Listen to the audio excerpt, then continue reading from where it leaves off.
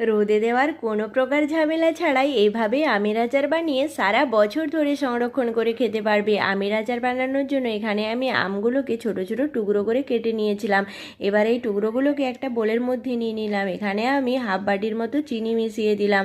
আর চিনিটা মিশিয়ে দেওয়ার পর 1 ঘন্টা ঢেকে রেখে দেবো। After 1 hour is the result. তোমরা দেখতেই পাচ্ছ চিনিটা গলে গেছে। এবার একটা কড়াইতে ভাজা মশলা বানাবো, সেই জন্য এখানে নিয়ে নিলাম শুকনো লঙ্কা, গোটা জিরে, তার সাথে রয়েছে মৌরি, সর্ষে আর মেথি। এগুলো আমি হাফ চামচের মতো নিয়েছিলাম। তো এগুলো ভালোভাবে নেড়ে চেড়ে আমি ভেজে নিলাম। তারপর কড়াইয়ের মধ্যে দিয়ে দিলাম সর্ষের তেল, শুকনো লঙ্কা আর গোটা জিরে। এবার আমটা অ্যাড করে দেব। আমটা অ্যাড করে দেওয়ার পর এক এক করে আমি পরিমাণ মতো লবণ, হলুদের গুঁড়ো, লঙ্কার গুঁড়ো দিয়ে দিয়েছিলাম। এবার আমি মোটামুটি 15 মিনিটের মতো নেড়ে চেড়ে নিয়েছিলাম। এর মধ্যে আমটা সেদ্ধও হয়ে গেছে আর জলটা শুকিয়ে আসার পর ভাজা মশলা অ্যাড করে দিলাম।